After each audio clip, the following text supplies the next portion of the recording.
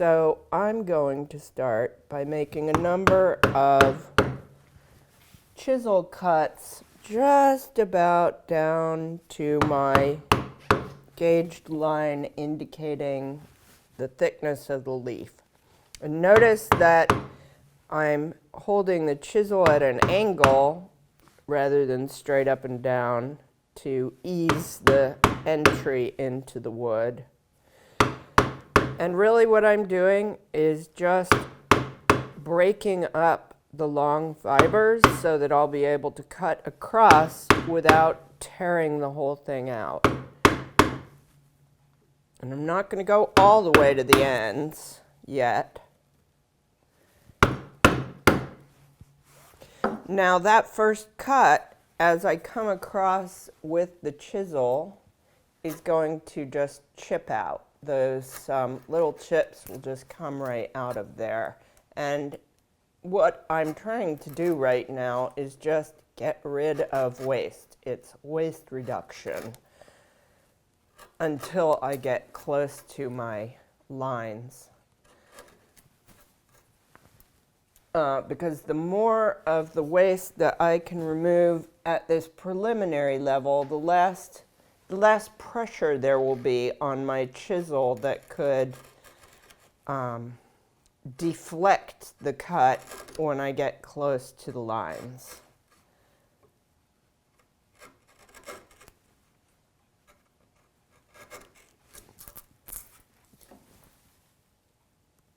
I'm getting close in the thickness now, so I'm going to start cleaning up the ends, holding the chisel more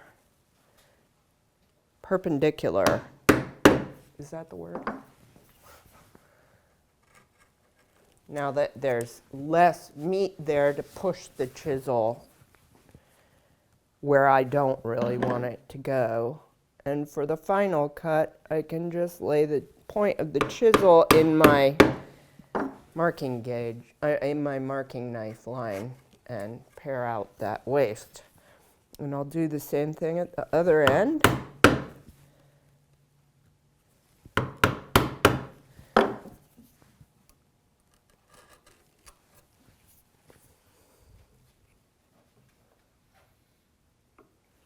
I'm really working by feel rather than sight.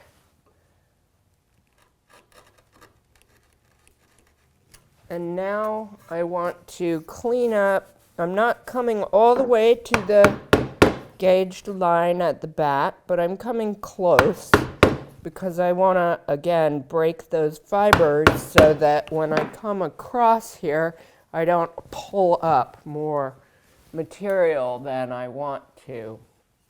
And I'm just going to keep paring away at this. I'm still not quite at my gauged line.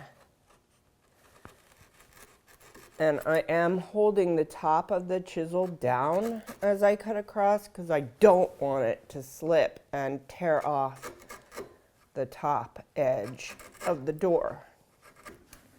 And now I'm going to go down to my gauge line and again working by touch rather than sight. I'm just feeling my way into the line.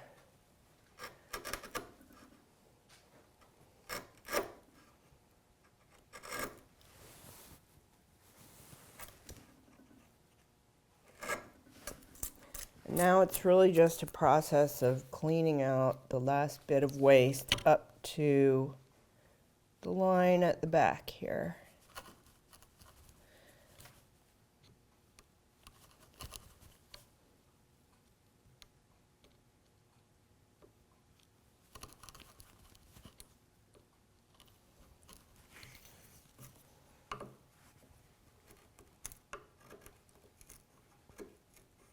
And now I'm ready to check the fit.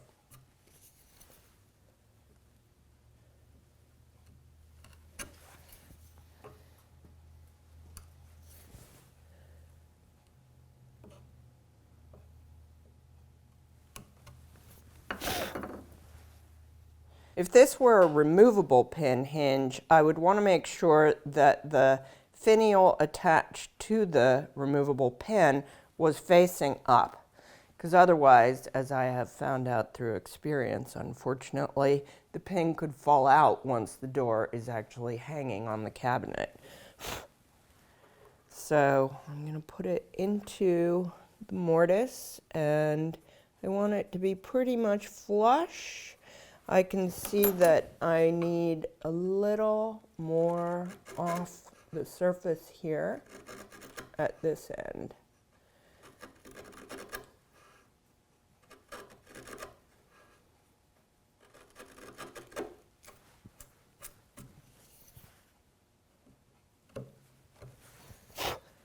And I could see that I was not tight up against this line at this end particularly.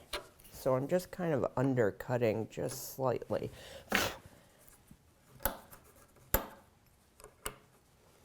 Now that looks pretty good.